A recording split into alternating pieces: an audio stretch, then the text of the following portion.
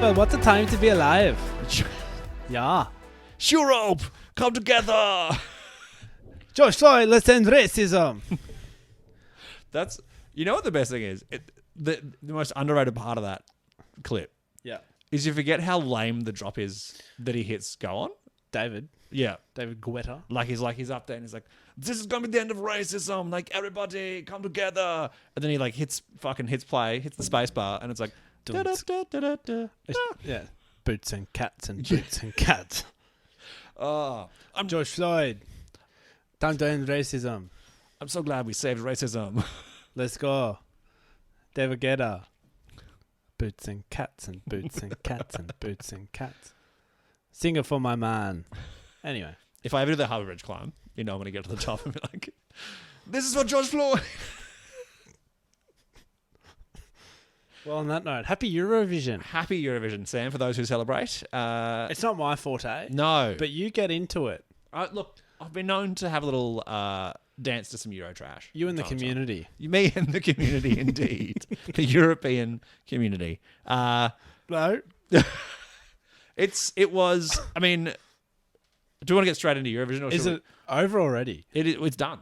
Let's get into some Eurovision.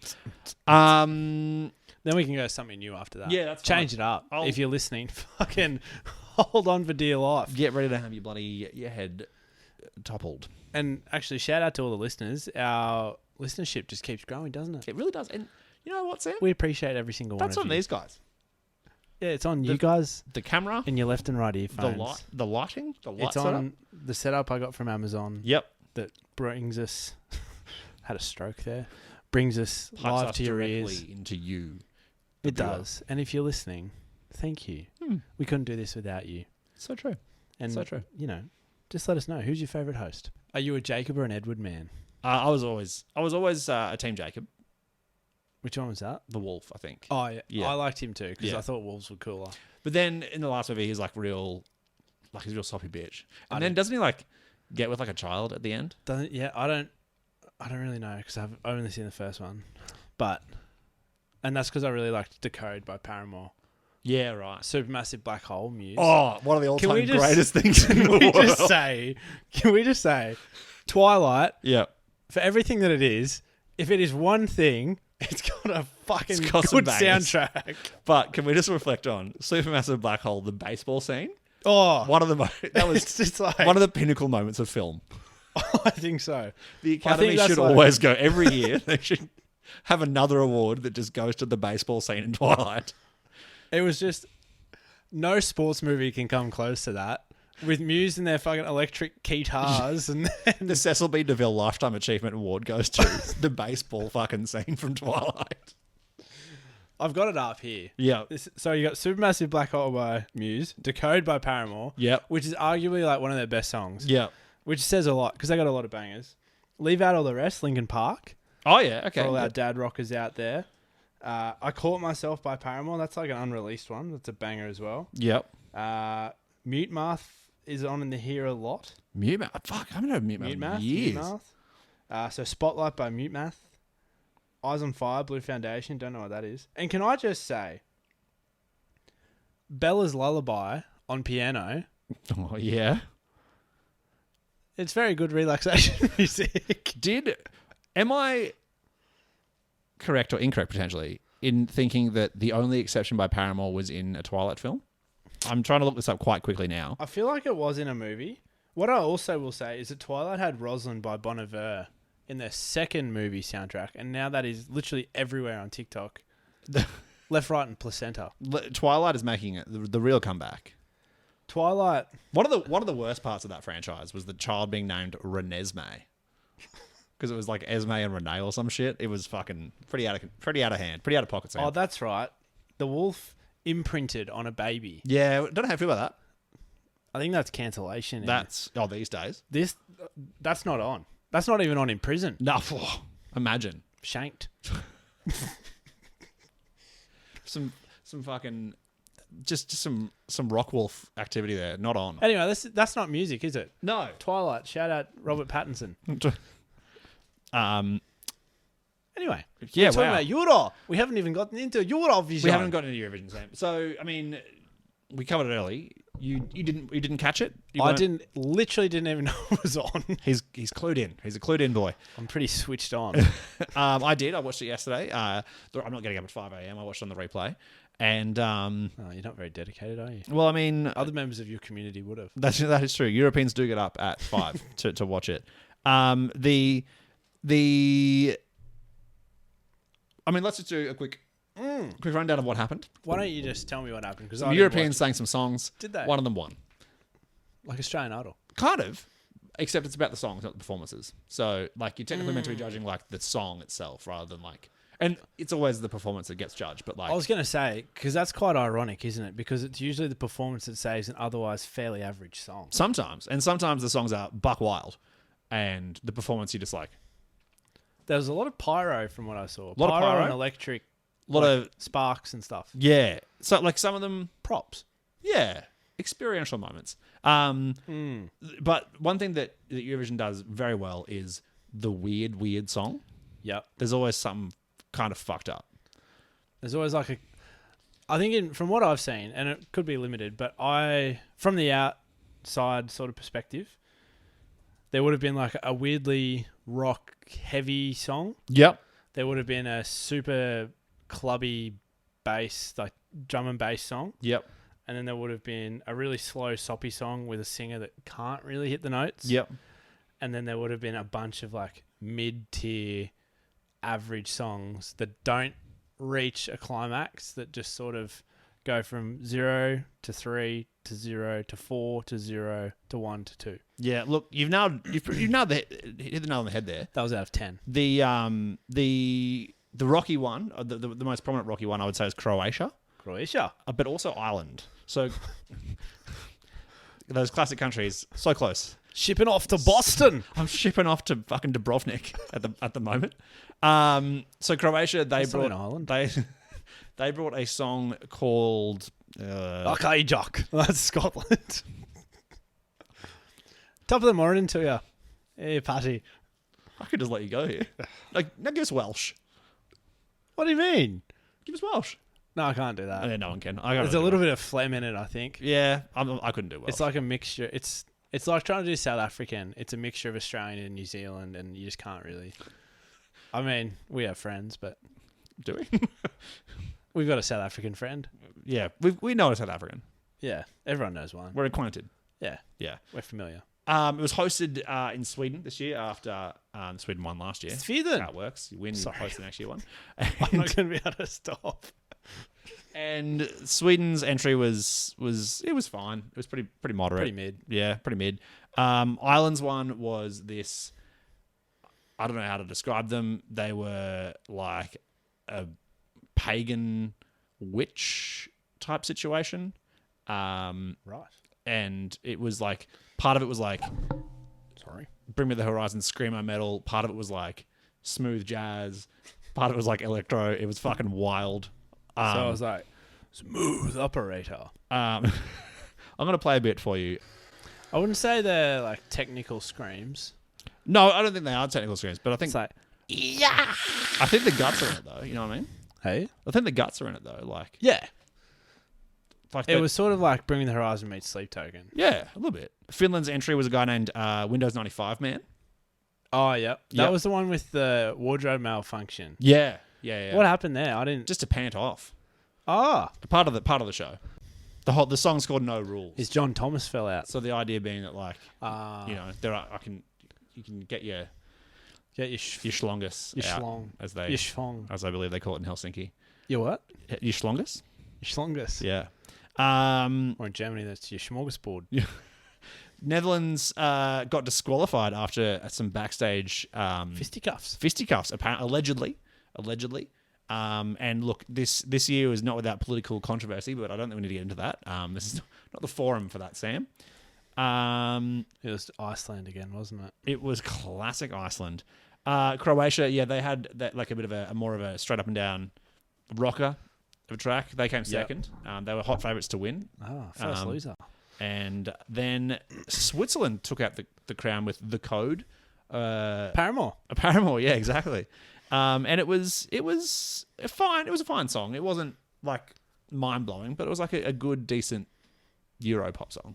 You know, No Dummy Im, is it? it's no Sound of Silence. That was the Dummy M song.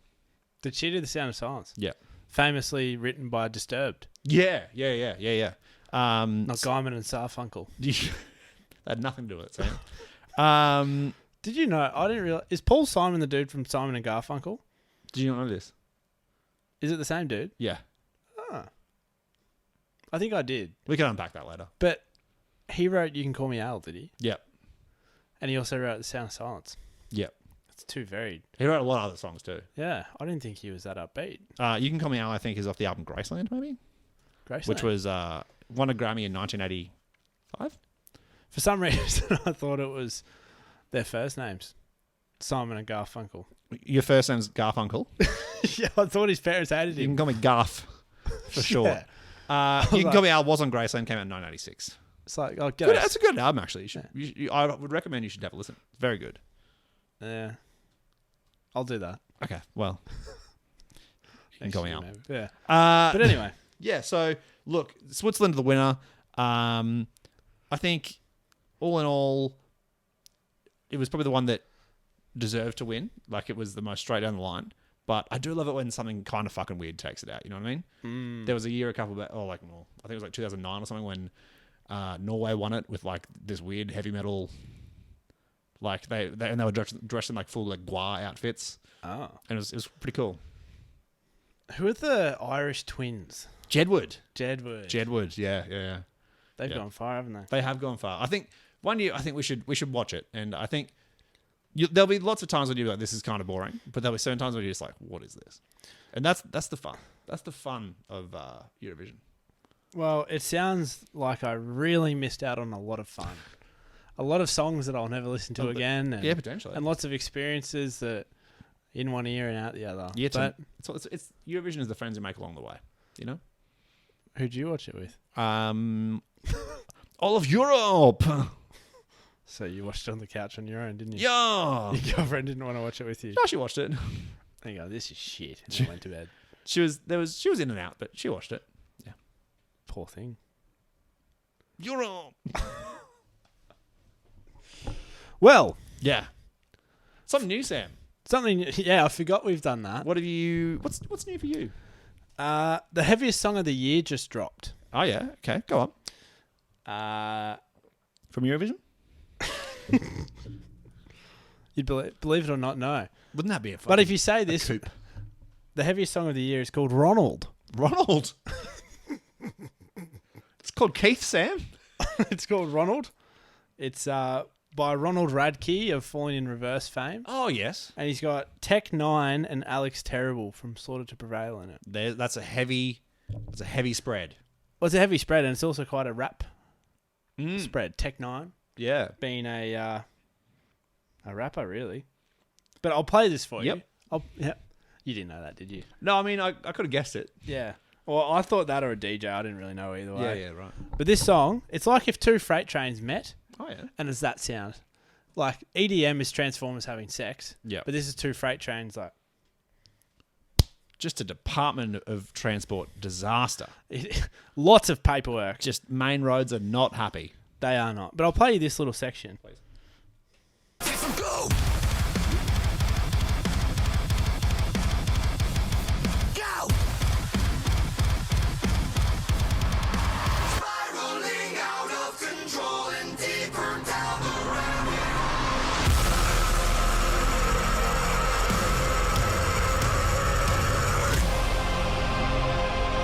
There's more.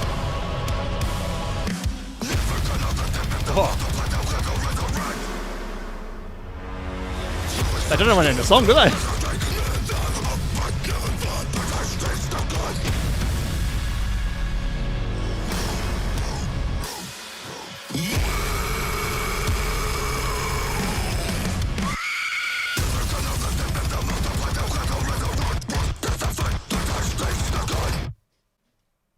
Yeah, right. That long pig squeal really gave when you're trying to quietly open a door when someone's asleep. It's like...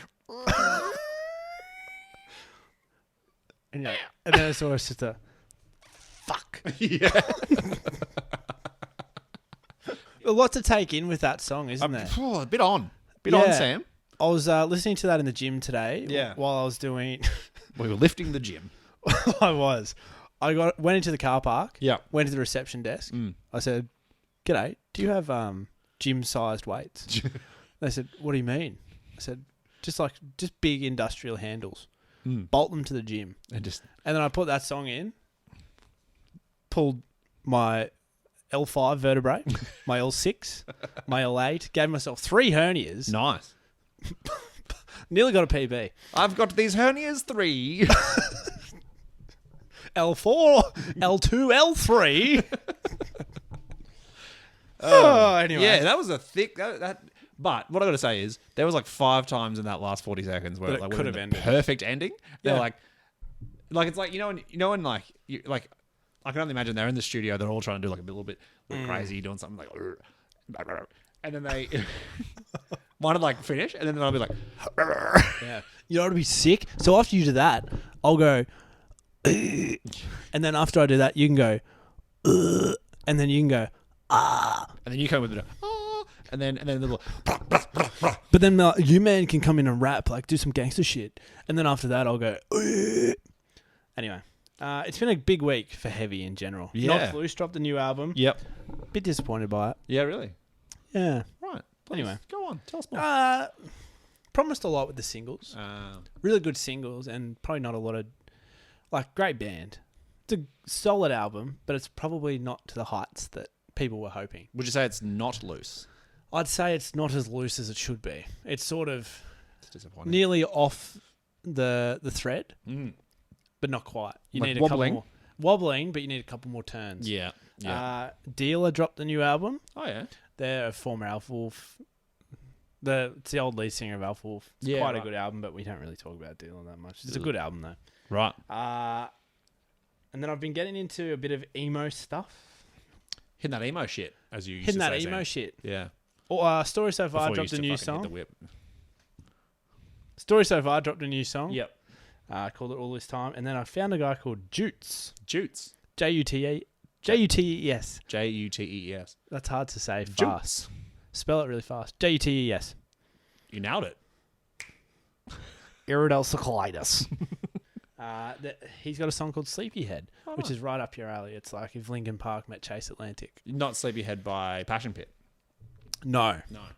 But anyway, what's new with you? Seeing you've been listening to some Justice Yeah, if you take Jutes and stretch that out, it becomes Justice, Sam. for the Damned.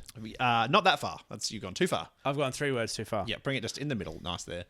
Yeah, exactly. You gone here, I want here. That's the ratio of big fish to little fish. So I was listening to the album, the new album from Justice called Hyperdrama. Yes.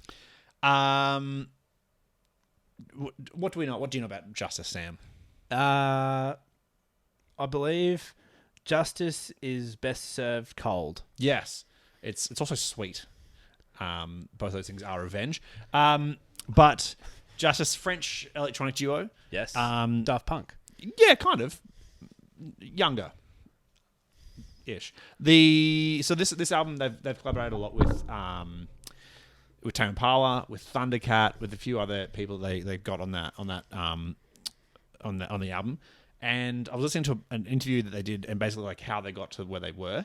And it sounds like so they do a lot of like great samples, where they'll take a little sample and then they'll take a lot of little samples and then make them like they might take an F from this song and like a D from this song, and so like if it's going from F to D, it's 2 different song samples, and so like to get the melody, it'll be like from different all these different timbres from different songs, right? And so it sounds very like janky and like all over the place often, and like you can't really tell where each note is coming from. It's a bit like shocking almost, like you'd be like, oh, what the fuck? It's like you're getting beaten around the head. Yeah, a little bit. And this one they talked about how they wanted to make like all of the it's loop based music, like it's a lot of samples and it's a lot of loops and it's a lot of like it's electronica in that sense. They wanted to make it so that they'd set the loop or the sample. Yeah. But then just as you're getting like locked into that loop or sample, you've heard it a couple of times, you're like, okay, cool, I know what the melody's going to be. They'd change it so that you never got bored of that sample. Yeah. Because you know how sometimes you listen to electronic music and you're like, oh, yep, it's the same repeating bass line. They'd change it. They'd throw in another, like a different sample within that sample or something like that to make it so that you're always like, oh wait, that's different this time. Yeah, gotcha. And it's really interesting. It adds this really like, it's off-putting in a kind of a good way where you're never quite settled. Like it's danceable and it's funky and it's like cool, but you're never quite entirely sure what's next. But that means you don't get bored of it either. Yeah, you don't get bored of it.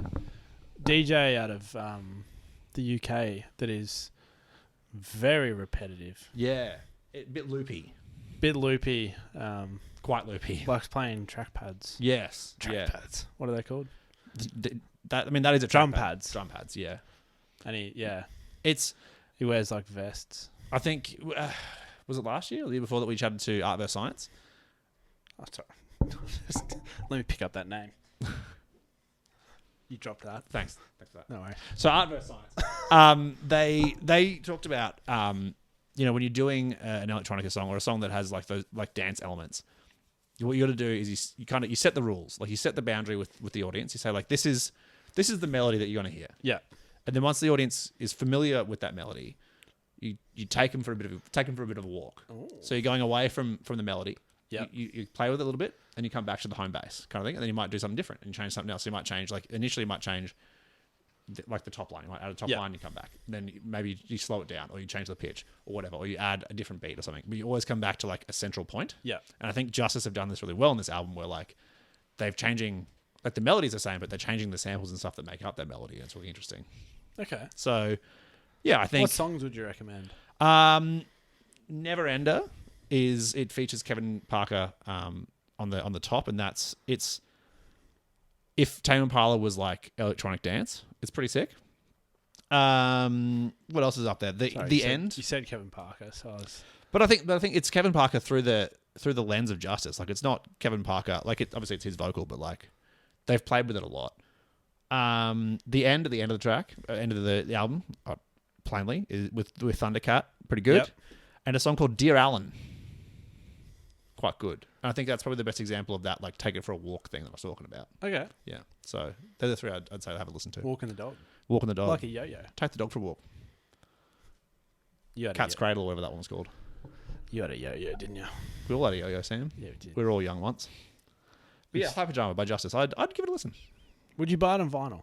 Yeah, probably actually. I probably would. Well, stick around for Vinyl Club. Yeah. See that plug? Exactly. That's a good plug. Well, Vinyl Club. It's the place you go when you don't want to be on camera. Anyway, let's get some serious shit, shall we? Yeah. Because Olivia Rodrigo. Yeah. She stiffed a lot of people. Boy, did she. Fuck me. Me included. And she's not as big as Taylor Swift. No. Taylor Swift stiffed, 5 of the 7 thousands. major cities in Australia? And Olivia Rodrigo, the nerve. The absolute chutzpah on it, Sam. Why has Brisbane been considered alongside the likes of Adelaide, Perth? I don't Darwin? know. Because also throw in there Auckland. She's not playing an Auckland show. Yeah, everyone plays in Auckland. Like, I'm pretty sure Taylor Swift played Auckland. Yeah, she did. Like, to entirely skip New Zealand, bold. Which also means that like the field for tickets for Sydney and Melbourne is going to be that much more of a congested. Of a competition, because it's going to be all New Zealanders who want to go flying over here, and everyone it's literally all of Australia. Yeah, and all Australia, and it's lucky Ticket Tech and Ticketmaster are so good with high volume. Yeah.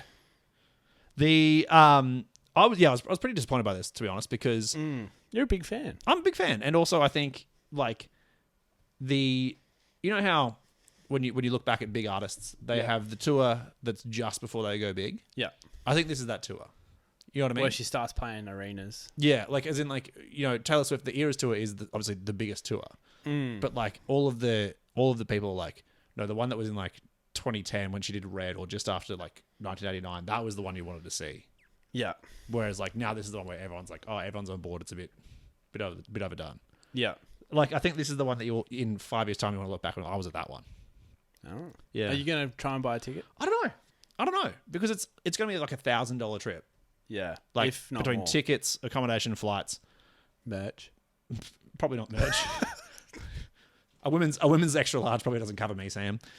Like, but like, you know, getting food or like getting in and out of Kudos Bank in Sydney, like it's not going to be. It's easy $1,000 weekend, which is horseshit. And the other thing, For a gig, the other thing that annoys me a little bit is, they could have done a tour around, like, let's say they go the caps, the 5 caps. Yep. No stress. Brisbane, Sydney, Yeah. Melbourne, Adelaide and Perth. Hobart, Bold. But like they could easily do that and probably sell out each one. Alice Springs. Anyway. You know what I mean? Like Yeah. it wouldn't be that difficult. Yeah. But they also, if they did Sydney and Melbourne, they're also not in the biggest venues in each of those cities too. It's not the MCG. No. It's not Allianz. It's not Allianz. It's it's just at like you're playing entertainment centers and like pick one. Like go big in one way. And I think what I wanted to talk about this week is how there's like a lot of bands and a lot of especially promoters who are going out of their way to create like artificial scarcity for tickets. Yeah. Yeah, I can jump on this actually too. They're in smaller venues than they rightly should be. Mm-hmm. They're not upgrading venues when they sell out and there's like still huge demand for the tickets. Yeah. They are doing less shows on Than they've tours ever done. than they ever do. And they're like all to go to the point that this is sold out. Yeah. Or like this is a hot ticket. It's an ego thing because managers and promoters want to say, we sold out so-and-so at this 1,000 cap room 4 nights in a row. Yeah. When we probably could have put them on one night at a bigger gig or a bigger venue, 6,000 cap. Might not have sold it out, but 4 nights in a row looks better. Yeah, exactly. And 4 nights is generous. It's probably 2. Yeah, exactly. And I'm just like, it's clearly not for the fans. No. It also means that they can charge a higher price Yes. because they're like, it will sell out. Supply and demand. Guaranteed it will sell out.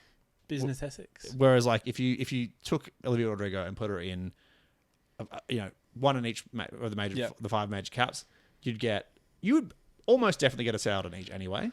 But it would be some of those would like Perth and Adelaide probably would be line ball.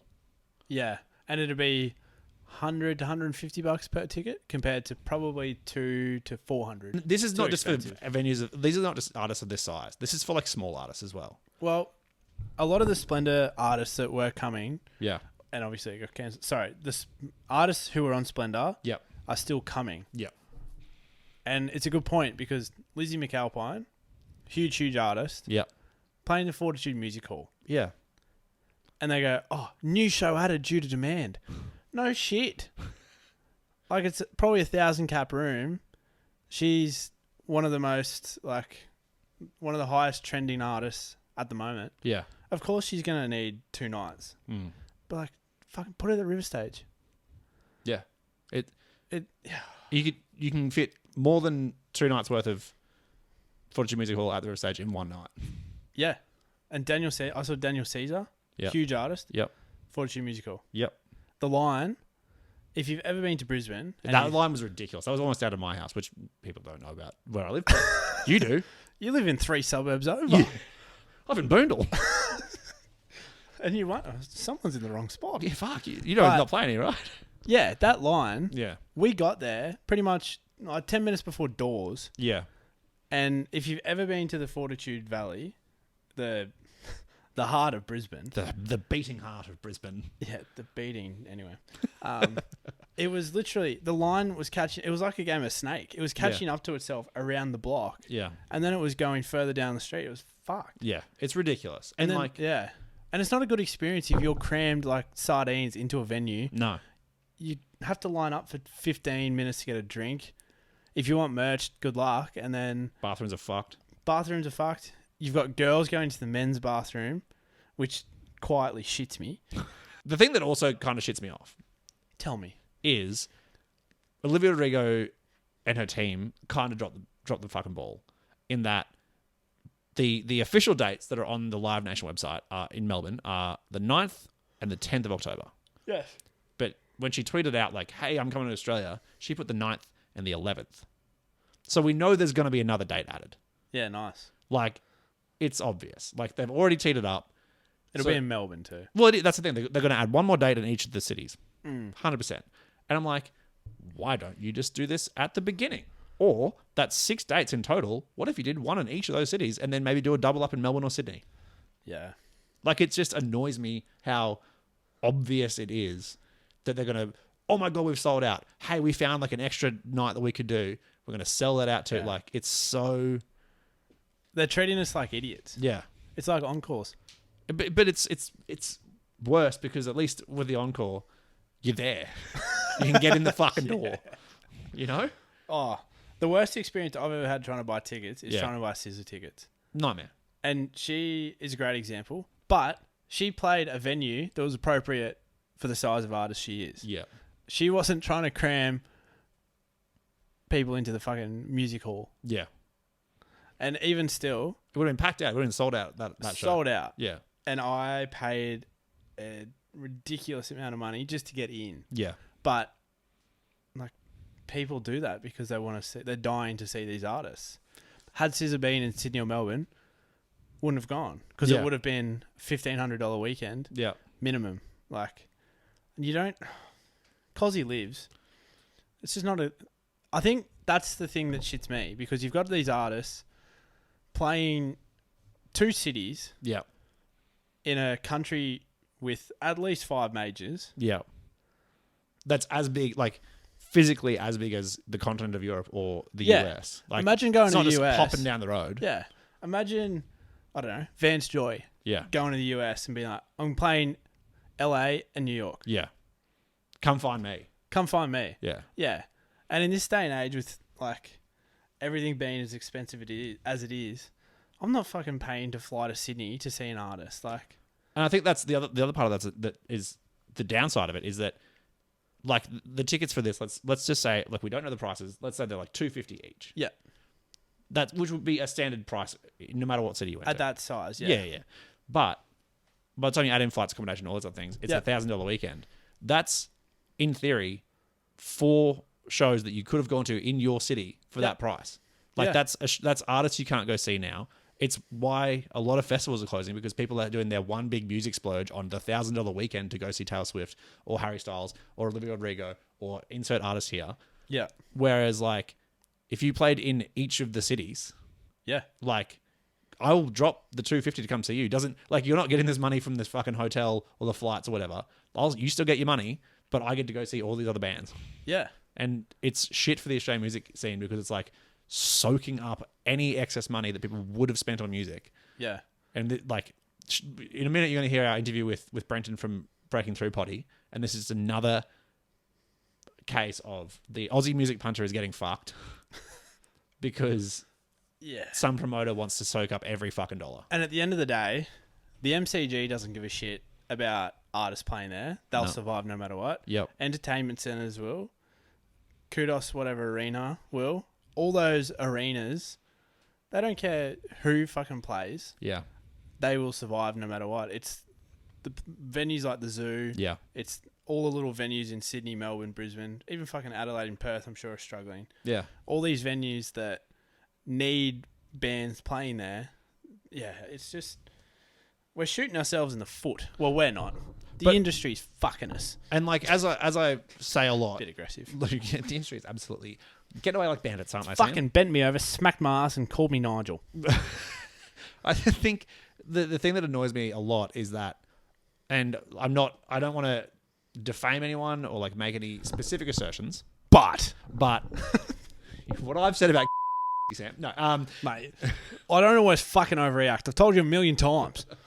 but what does shit me off is I would not be surprised if between large corporations there is movement of cash either way to ensure that there is a lot of flights that are going to these places to make for increased demand. Absolutely.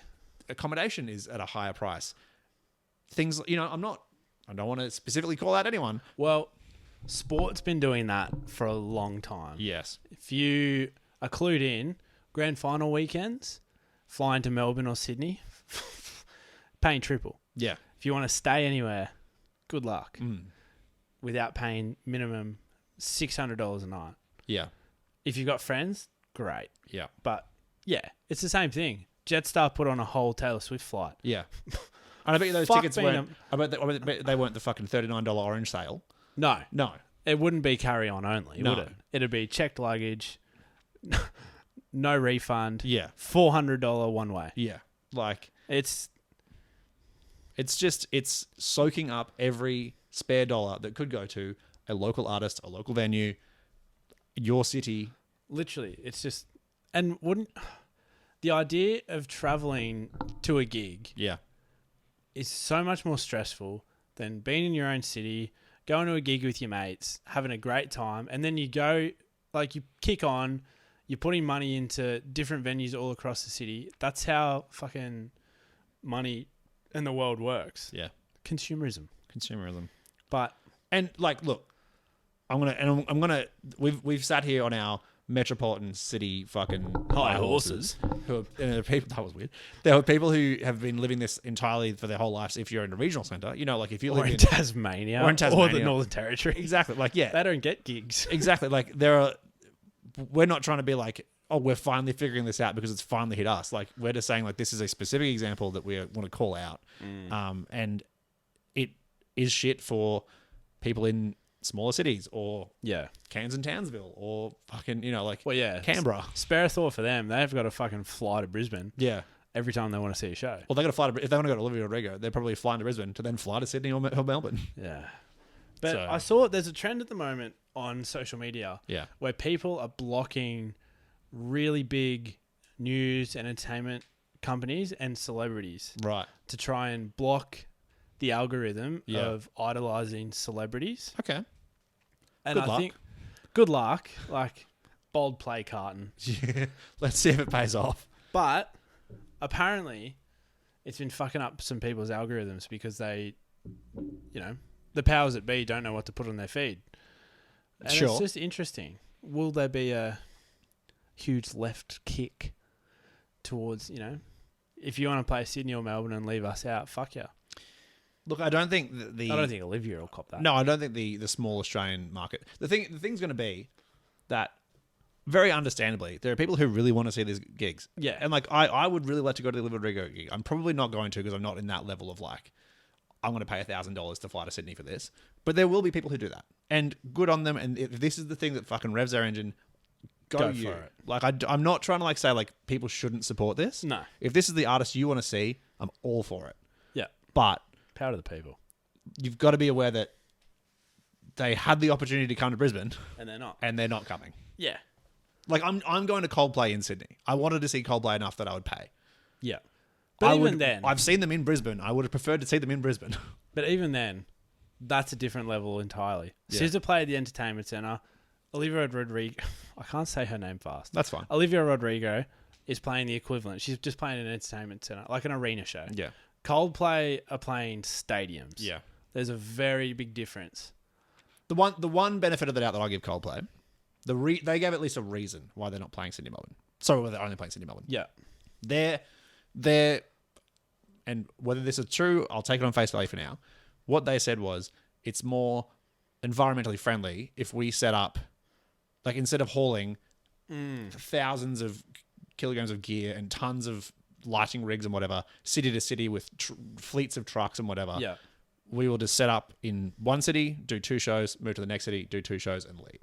And like on the face of it, I can accept that as a reason. It's shit, but I'll accept it because like We don't know the inner working. Like, they would have so much gear, it's not even funny. that's true. But also like, does that offset the number of people who now have to get on planes It to then definitely fly to doesn't. Sydney and Melbourne?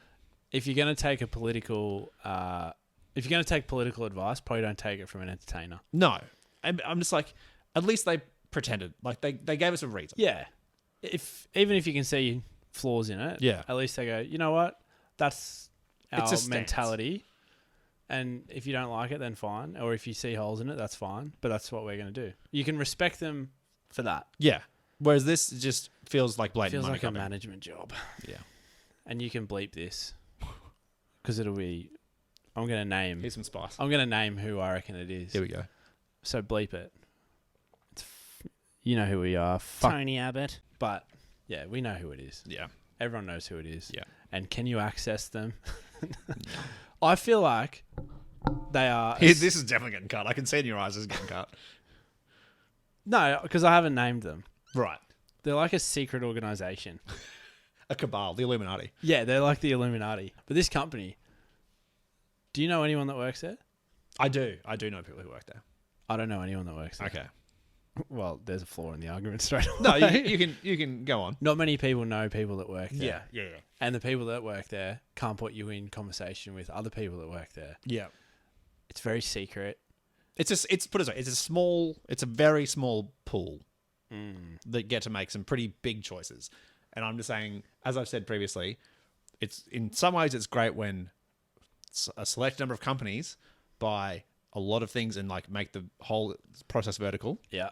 But then this happens because they can make more money out of it. And no one can say fucking boo. Who's going to compete? There's no other brand that can come in and be like, hey, we're a venue that you could come to. Or we've got, we can... Rocking Horse Records. Yeah. There's not like shy of like your city or state government getting behind you to fund someone coming there. Yeah. And as if the state government's going to get around fucking Olivia Rodrigo. No. Fuck, I can't say her name. It's- Olivia Rodrigo. There you go. My mouth doesn't move that way. Yeah. But anyway, it's a... It's a shit show. Well, I don't even think Triple J has a fucking say against these people. Well, I mean, obviously not Olivia Rodrigo because super commercial. But even when you get to like big Yeah. independent or not independent alternative acts is probably the best way to say it. Like the money making comes before the cultural part. Like if there's a large tour that's being put on by a large corporate entity, it's not like Triple J can come in and be like, no, please. Our government funding says you have to do it somewhere else. They'd be like, quiet now. Shush down. Yeah. Speaking of the gripes we have with the Australian music industry, Speaking of, we should throw to our interview. we should. As I mentioned before, it's Brenton, the sultry dulcet tones that you'll hear on our rival / brothers. What do we end up calling Brothers in Arms podcast? Brothers in something, yeah. Friendly rivals. They are a great podcast, and we're saying that fairly facetiously. Breaking through. They're Gold Coast based, just like us. They are good, like covering local community music, and well worth a listen as we tee off on basically everything wrong with the Australian industry. Maxwell, you're looking spiffing today. Thank Fresh you, cut. Thank you. But that's not important. Makes me run because faster. well, you'd have to run first. Fuck yeah. hell. I like being under that bus. Jesus Christ. What a good start. But we are joined by, I'd say what would you call this podcast? They're not colleagues, but they're not rivals. Brothers in Arms? Brothers in Arms. Brothers in Queensland music Yeah. arms. Brothers in Mics. Brothers in mics. Anyway, I'm going to shut up because we are joined by Brenton from the Breaking Through podcast. We're here to chat all things Queensland music, really, and just what it's like being in the scene, trying to make a name for ourselves. But, mate, welcome to the show. Fucked. Yeah, g'day, boys. Oh, fuck. You pretty much summed it up, really. Yeah, we could probably stop there. That probably does the job. If anyone's listening at home, trying to make it. Short and sweet. Yeah. But, look, we do. You said off air you wondered if we had any specific intros for the show. And while, as you can see, we're the ultimate professionals, we do have one question that is always throughout our podcasts. And it's one that we're probably going to dive into pretty deeply straight off the bat. And that is, what are you spinning lately on your playlists? A lot of NZ music. Ooh. I got into the NZ music a good solid 12 months ago. And there was a good few episodes that were just on NZ music. And like, I know like we talk about how much of a dire situation Australian music's in right now. But if you think of NZ, it's not big. There's not many people there. They don't have a national broadcaster that we have, right? But like, I reckon 1 in every 2 people there is in a fucking incredible band or act. Like, there's so many good acts there. Like, off the top of my head, you got Foley, Park Road, Wet Denim, Old J, like just so many awesome acts. The Daffodils, like and that they're just wanting to come to Australia and do shit, and they have recently, which is great. So I think I was having this conversation today. We still want internationals for our festivals and that type of stuff. Let's go to fucking NZ. Grab them from NZ. Cheap to get them over. They're not going that far. They won't be rehashed or recycled because they're in New Zealand. Like, just push them through the lineup, and it might not be the internationals you want to see, but guarantee you wouldn't have seen a lot of them. And that's bang for your buck type acts. One of the many things I wanted to get into. You're Gold Coast based. We're Brizzy based. Just down the road. I suppose the Gold Coast scene's been having a real moment, kind of almost the opposite to what Brizzy's been having. We've been having a lot of closures recently. Most obviously, the big one recently has been the zoo. You guys, since you lost Shark Bar, a fair while back, it's been pretty much like strength to strength for the GC scene. With Miami Marquette is one of the premier spots to see a band in the country now. Like, how does it feel to be a fan on the Gold Coast? I suppose. Like, is it as good as it looks from up here? No. I think when people think of Gold Coast, they think like Surfers Paradise and Cooley. Gold Coast is a lot bigger than that. Like, I live on North Gold Coast, so I live up near Southport, and the only real venue we have is Vinnie's, and Vinnie's is tiny. Yep. And like, I've seen Old Mervs there a couple times. Like, it's been awesome. Vinnie's are a great venue, but you obviously can't host 1,000 people. Miami Marquetta, thank fucking God we've got Miami Marquetta. Great spot. And if you live on the South Gold Coast, great. You can get there easily. Awesome. But there's so many North Coast, Gold Coast fans, music fans, that we can't do that. Like, if you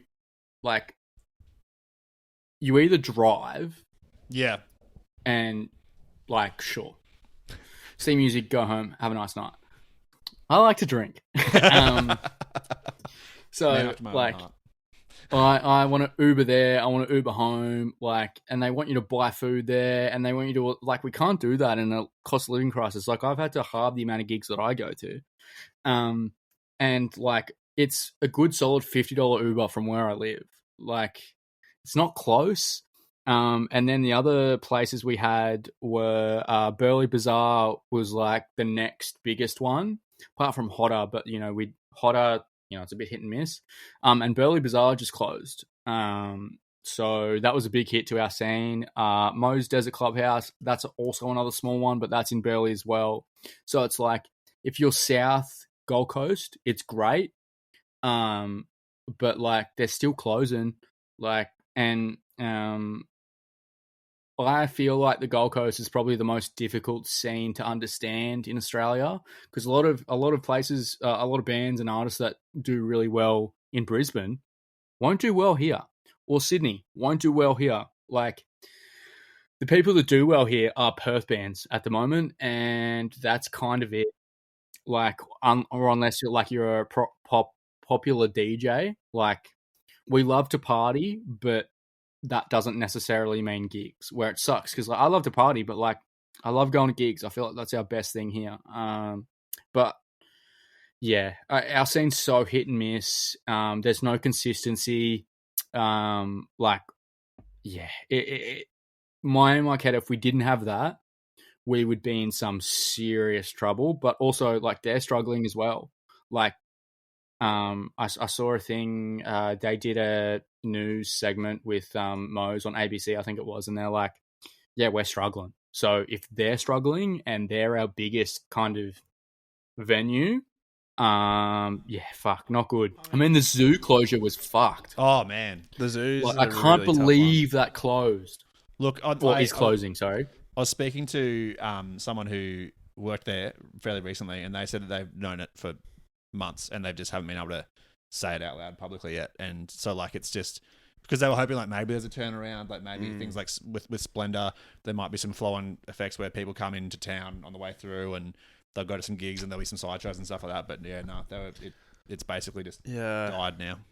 And apparently the thing is that the ticket sales are still really good, but like, people just aren't buying piss.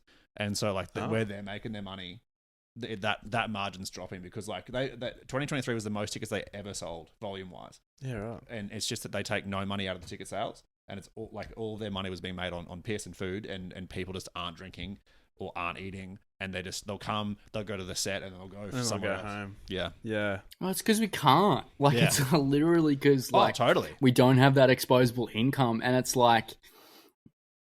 I speak about this a lot. It's like if I'm not saying the cost of living, if we fix that everything will be solved, but fuck, a lot of it will be. Yeah. Like if we actually get a wriggle on that, so good for our scene. Obviously, it has good shit for rent, all that type of shit.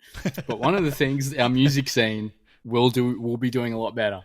Yeah, and it's amazing. Like even in Brisbane, I was out the other night. I went and saw Black at the music hall, which in itself, it feels like in Brisbane, in the scene, the music hall is pretty much the only place there are gigs consistently. Yeah, because you walk past the zoo on any Friday or Saturday night, and sometimes it's not even open. Yeah, and then same with Brightside. Brightside hasn't been open for it's hit and miss as well. I've hardly seen gigs like the Triff and stuff as well. But it's all sort of dying. But it's amazing talking about Cause He Lives, which we've spoken about on the potty before as well. Everyone out and about in the valley is 18, 19, live with their parents at uni. Like, you very rarely see anyone my age, or I don't know how old you are, Brenton, but I assume you're early 20s like I was. I'll fucking take it, mate. I don't know. I'm just trying to... You're certainly not as old as Max is. But 26, mate. I'll turn 27 next month. Oh, okay. We're the same age then. That's okay. That's so nice to have 2 kids on the pod. Shut up, Dad. But it's just, there's no one, I reckon, no one under the age of 22 in the valley out and about because, we just can't afford it. And even, I think, like, kind of as you were saying, Brenton, like, you go out and you're penny pinching on everything. You're like, I'll go see the gig.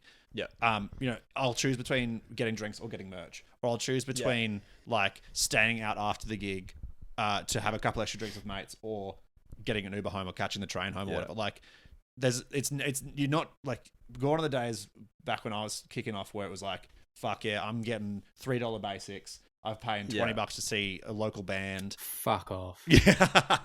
Like it doesn't exist. No. And like even comparatively, like with inflation, that doesn't exist anymore because there's so many more things in the middle to take that cash out that are just like rinsing fans, and it sucks. And there was like, I heard this really interesting proposition that I think one of the Green senators in Parliament was making, where bands like Taylor Swift and like big internationals who are charging a certain amount for the ticket, if we throw like a 2, 3, 4% levy on those prices will shift, obviously, not, by probably, for Taylor Swift, $200 ticket, throw 5% on that. It's an extra, what's that? $10.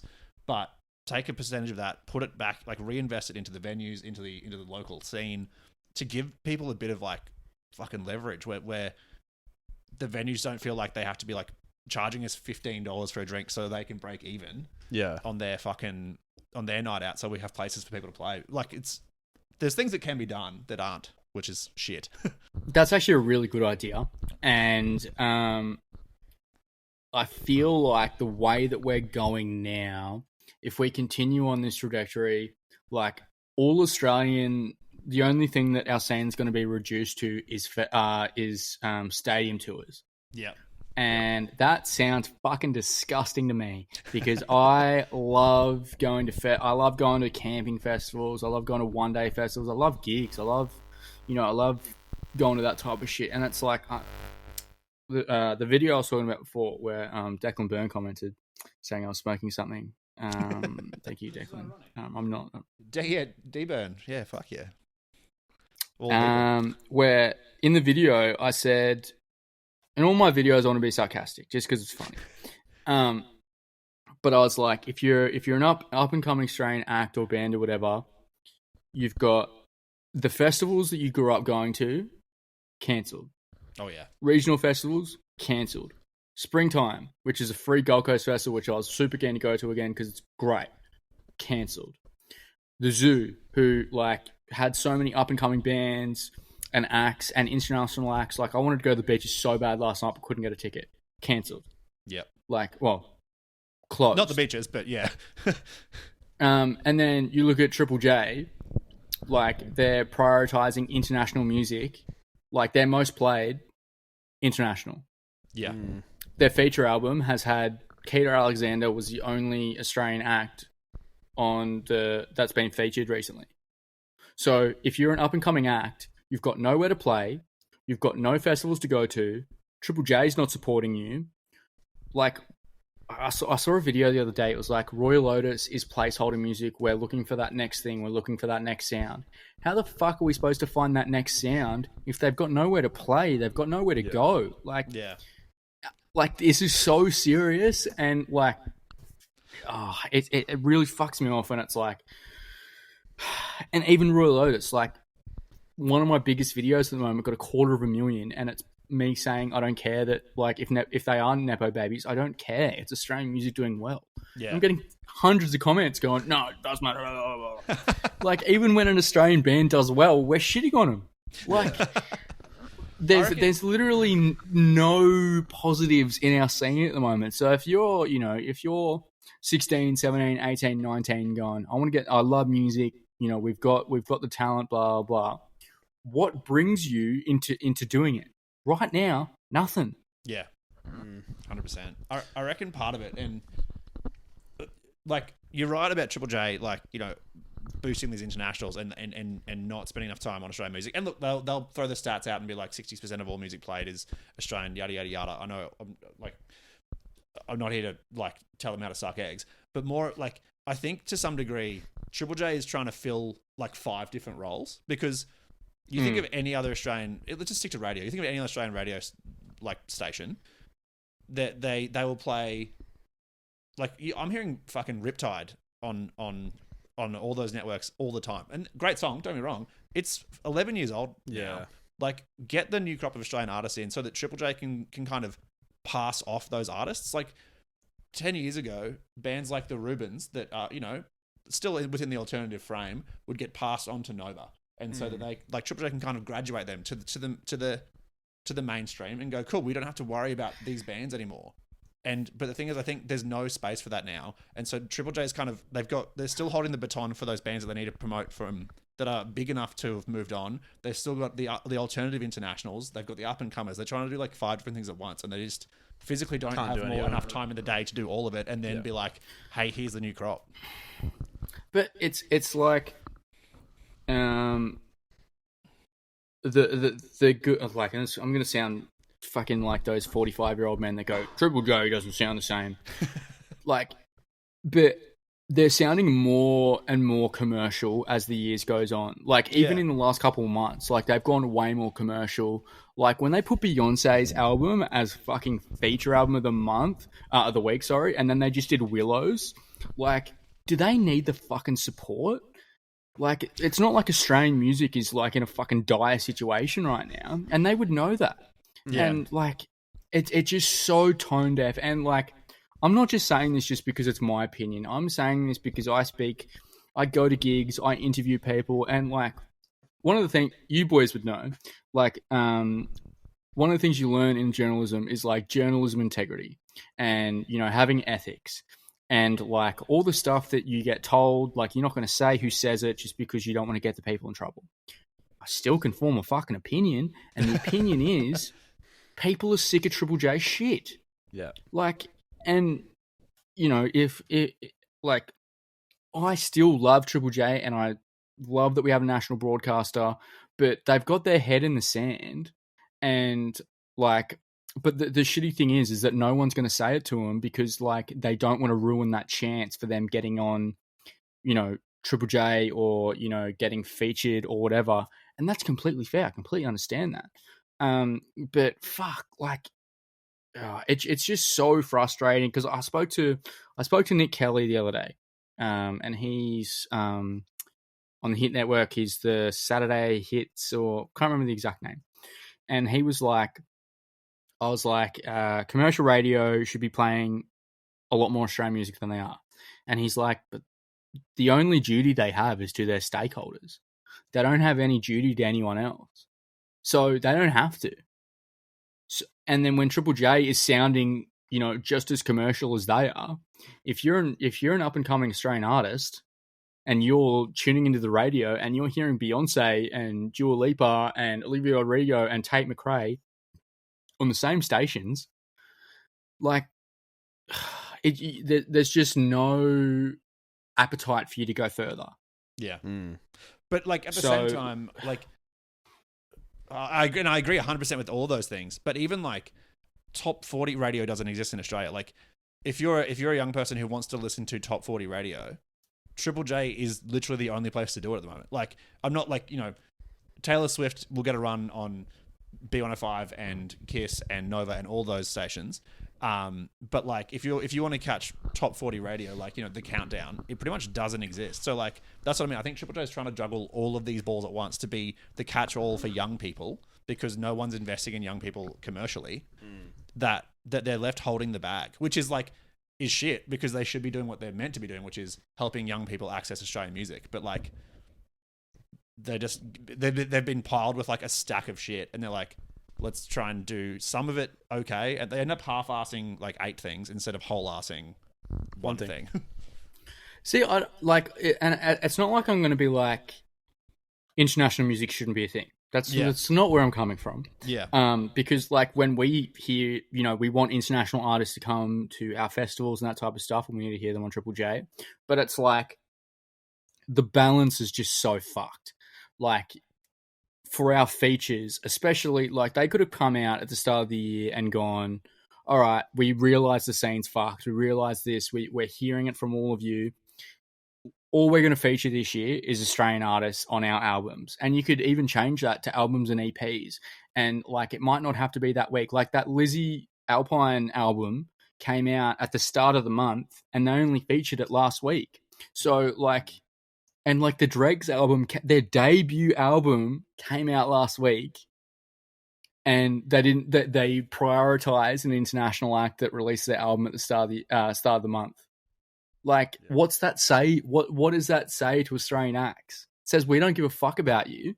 Yeah. Like, I feel like it's just, because we have Triple J unearthed and whatnot. It's like they go, oh no, that's our Australian shit. And what I put it down to is like, I feel like the best thing that, just puts it in one sentence is like when Splendour got cancelled, I was in the car, I was working, and Dave Woodhead came on the radio and he's like, yep, Splendour's just been cancelled. Oh my God, this sucks. I can't believe this has happened. Like, horrible for the Australian music scene. Anyway, here's Olivia Rodrigo. Brother, like, and I know, like, they, like, he doesn't pick the songs. Like, I studied, fucking music directing and that type of stuff. I know he doesn't pick them, but fuck.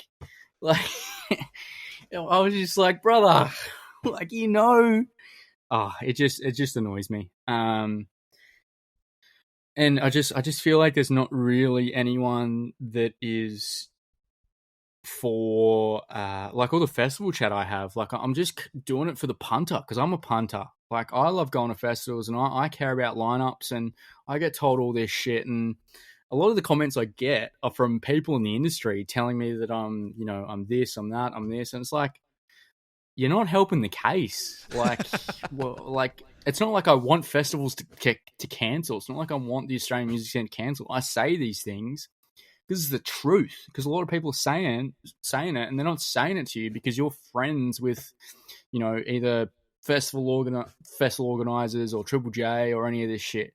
So it's like, I'm saying this shit because I don't have anything to lose. Like, I'm just saying the truth, and it's working well, but it's also getting me some negative shit. Well, I want to ask, because it is topical. You spoke about Davey Woodhead before, but I mean, looking at the Aussie festival scene and the way it's sort of died in the arse, especially this year, do you reckon Splendour is forever dead, or do you think it will come back? Been asked this a few times, and I still don't know. But it's also like, has any festival really that's gone, oh, we're taking a year off, ever come back? Like, Big Pineapple's come back, which is cool. Like, that'd be cool to see. I I said Splendor was too big to fail at the start of the year. I was wrong. We thought the same thing, don't worry. So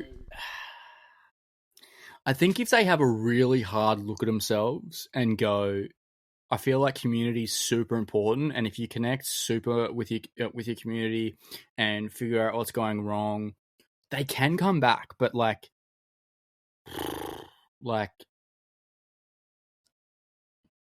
and especially when it's a 3-day festival as well, like it has to, like for a 1-day festival, you're like, so for Spin-Off that just came out, like I was like, oh, it's a decent lineup. We'll see how much that costs. $99. When was the last time you saw a fucking 1-day festival for $99? Like, so I was like, yeah, that's, I'm not like super excited, but I was like, yeah, for $99, that's great. Like, that's awesome. Yeah. So when you're doing 3 days for a festival and, you know, camping, which I would have done, now it's $600. Like, you can't just give up $600. So it has to be, you know, bang for your buck. And unfortunately, this year's wasn't. And I didn't really comment on the lineup until it cancelled, just because I wanted it to succeed. So I didn't want to, you know, affect anyone's buying capacity. But it didn't flow right. The acts were recycled, and it just didn't go well. And the public went, you know what? Nah, we're not paying for it. Well, we always make the joke that you see the same Splendor lineup. Well, we've seen it, the same lineup for the last 10 years. Everyone that's not a headliner, you've seen at least 3 times in the last decade. And you can see them probably once every 3 months doing a round of either national or regional tours around Australia. Like, it's just not new. It's not exciting. I don't know. And like pulling out Kylie Minogue, I know she's a staple of the Australian music scene, but no one's paying that much money to go see Kylie Minogue. She was like the only one that I was actually excited for. But you could see her do a reunion tour every 5 years. Like, don't get me wrong, I don't think Splendor. Are you a 45-year-old mum? I'm not far off. He's getting there. I don't think Splendor was the right forum, but I think for Kylie. For Kylie. No, she definitely wasn't the right, like, as in, I think it's two flavors that are great on their own that do not taste great together. You know what I mean? Yeah. Like, I would have loved to see a really good big Kylie show, and I would have loved a good Splendor, and I don't think those two things were the same thing. But does having someone like Kylie Minogue as the third headliner, and I mean, Future was never going to come anyway. No. He was not getting into the country.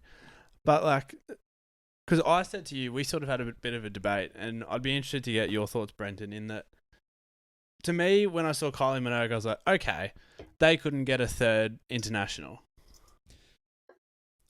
Like, to me, it was just an easy choice. I think, for like, obviously she's not literally international, but she may as well be, in the sense that she doesn't live here and she hasn't played Australia in a long time, aside from Mardi Gras. I think a really good, well done Kylie show would have been perfect, especially off of last year with Badum Badum. I don't think it's people who are fucking mud ratting it for 3 days are the crowd to see that. It's a stadium show, or it's like an entertainment center style show that like is really well done, in the same vein as, like, I went to Niall Horan last week. It was the same vein as that. Like, just a solid, good, big show would have been sick for Kylie. And like, if that would happen to be Splendor and that's the only place I would see, I'd go to it. But like, yeah, I don't think it was the perfect alignment. They should have had Troye Sivan. Yeah, fuck yeah. See, and as much as I've been pulled to shreds for Troye Sivan, I reckon he'd be the better pick, because like he's in the generation that goes to festivals where, you know, that peak of Kylie Minogue, like they're not spending 3-4 days in Byron Parklands. Like they're not going to those showers. Like they're not shitting in those fucking compost toilets. Like that's just not happening. From what I've been told, and the rumors that I've been told, is that like Kylie was their biggest get.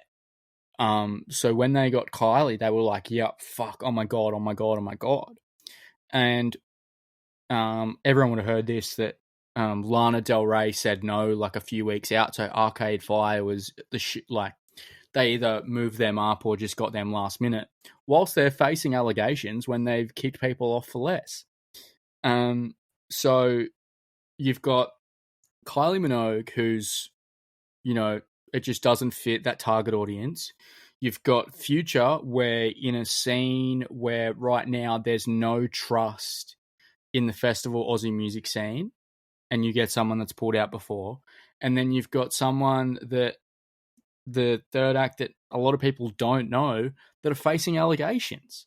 Like, it just, to me, just doesn't sit well. And it's like, even I had this I had this discussion with Nick Kelly. I thought G Flip, they shouldn't have been the, you know, second headliner on that Friday because they just played the last 3 or 4 major festivals. Like, the formatting on that lineup was not right. And when I saw that lineup, I wanted it to be right so goddamn bad. Just because a successful Splendour is a successful Australian music scene. And them not succeeding just shows what fuck position we're in. And there was a lot of other acts like that. Like, Miss Kanina has opened for the last, like, 3 or 4 festivals. Like, I saw her at Laneway Open. I'm pretty sure she opened Wildlands as well. Like, and they're national festivals. So it's like, you go to Splendour because you haven't seen a lot of these people, but they've just opened the last 2-3 fucking national festivals. The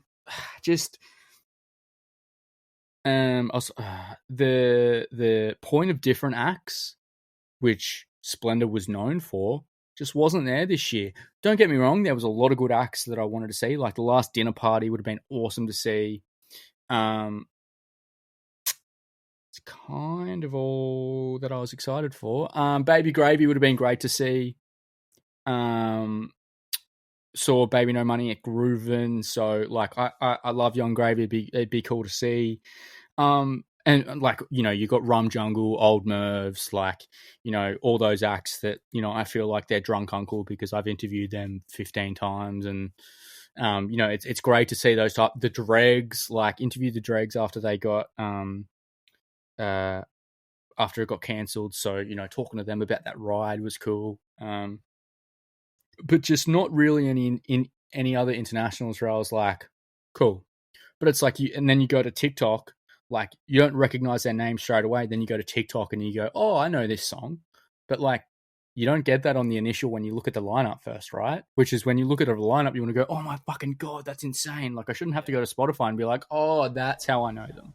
But you want to have those moments at the festival where you just walk in between, you're like, fuck, I know this song. Yeah.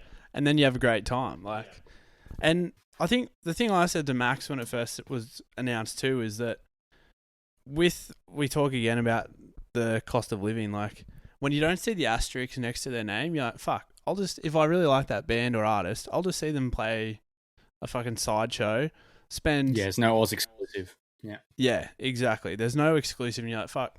If they have to come to Brisbane to do a sideshow, which they don't often like doing all that way. Yeah. But still, for me to, like, because I'm a big Lizzie McAlpine fan, I was like, fuck, she's not doing an exclusive. She'll tour. I'll just see her come. Lo and behold, she's still coming anyway. And it's like $100 to see her at the music hall, full set. Like, fuck, it's just easy decision. But anyway, we've done some shitting on some festivals. We've done some shitting on some radio stations. We've done some shitting on some venues. But looking to the future, what's something that you can see? Oh, let's go around the circle, one each. What's something you can see on the horizon that is positive news for the Australian music scene? Fuck. Gibbs not first. Oh, you lose. I did the nose game. So Max, you've asked yourself the first question. All right, I'll open the batting, and guys, you can get the pads on and have a play in the nets while I go. Yeah, I'll put the dick cup in. This is going to sound dumb, but I think Aussie acts. We like, it's been a long time since Aussie acts have consistently been this good overseas, and I think that is boding really well for Aussie acts at home, because I think we've opened up a pathway where being successful at home isn't necessarily the goal now. You can be successful aside from home, which means that there's more room for Aussie artists to grow which means that it will inevitably bring that success back home. You know what I mean? Yeah. Like bands, Tame Impala, Flume, Troye Sivan, like 3 artists that are like even Rufus to Soul, like, you know what I mean? Like consistently on huge lineups, consistently playing US TV shows, things like that. And I think it gives it all boats rise on the high tide kind of thing. Like it gives you room at the top where the artists now that even think of a band like DMAs who are way bigger in the UK than they are here. Like they come back, they still have the success here, but they're making their money in the UK, so they can continue to create like really good music. They can continue to come back to Australia on huge tours and bring smaller Australian acts on as their sideshows, like as their support acts. Sorry, like raising the ceiling on what the whole Australian industry can do will create more room for more acts to come up from the bottom. Like it's dumb to say that the Australian scene has to rely on every other country, but if that's how the Australian scene is going to be treated inside the country, then I think a good news story is the fact that the Australian scene is succeeding out of the country. I just couldn't disagree more. Like, if you look at Vacations, for example, right? Yeah. They are super successful overseas, and they have almost no audience here. Like, they opened Laneway, and they have millions of, like, they have 1.5 billion streams overseas. Yeah. And they can, like, and they're one of the lucky ones. Like, how do bands and acts get to that international stage when our grassroots is so shit right now? Yeah. Like, there's no pathway. Like, Troye Sivan and those type of people, like DMAs is a great example. Like, they came up in a very prosperous scene where that pipeline was there. Yeah. It's not there anymore. Troye Sivan, like, going the pop route's super hard. So, like, obviously you need to have talent to do that. But no venues, no festivals, barely any radio support. Like, you can't just, like, TikTok's there, but, like, you can't make songs for TikTok because, like, it might not be here in 18 months. So, like that's why I couldn't go first, because I genuinely, like, I always ask venues to, like, think outside the box, and it's like I can't see anything right now where, unless the government steps in, where it'll be a successful or positive change.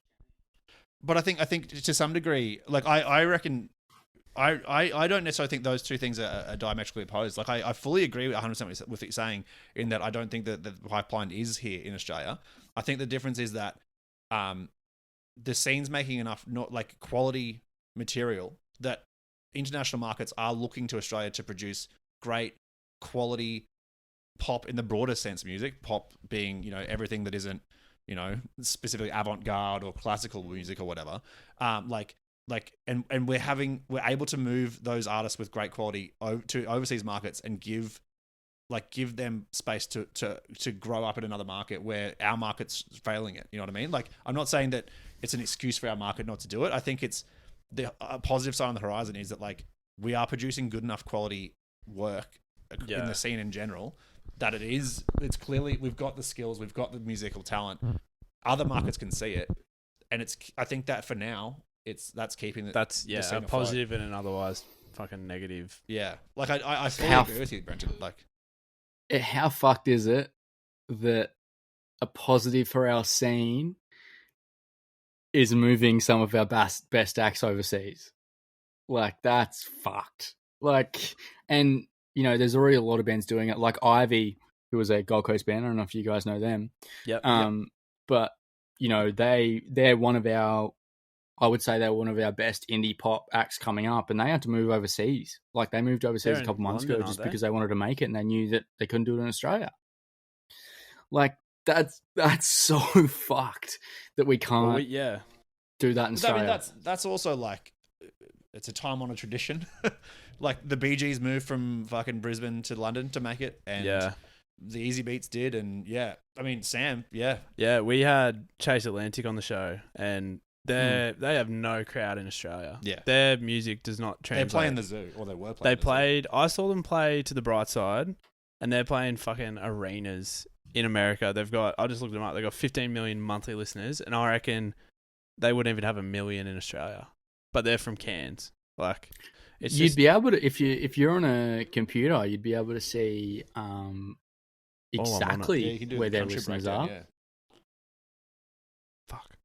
That's what like I love desktop Spotify because you can see exactly where the listeners are. And for bands like that, like I tried for Vacations, and like in their top 5, Vacations didn't have one Australian city in their top 5. No, neither does Chase Atlantic.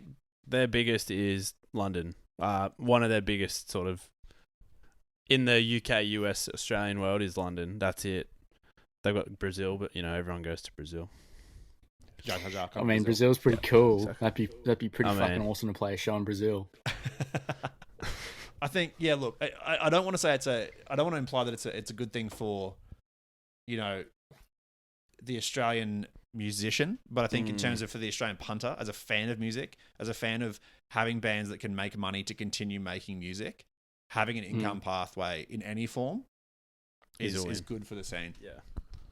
Just not for our scene. Just not for us here who want to, if we wanted to pick up a guitar and fucking try and make it, we're probably all fucked. But I think, as fans of music, being able to have our favourite musicians supported some way is it's a win. It's better than nothing, I think. The Australian music scene, better than nothing. I think that sums it up, doesn't it, really? What you a get what you're given. Sweet, but... We get what we get and we don't get upset. That's such a fucking sad but poetic way to end it. Look, I mean, if you're listening to us, you obviously love podcasts about Australian music. So, listeners, go check out Brenton. Go check out the Breaking Through Potty because, I mean, I love your work. I think you guys, as you were saying, you do keep it pretty fucking real in terms of how you see it with bands and when you're talking about the scene. So, we would definitely encourage our listeners to go head over there and check out Breaking Through. Here.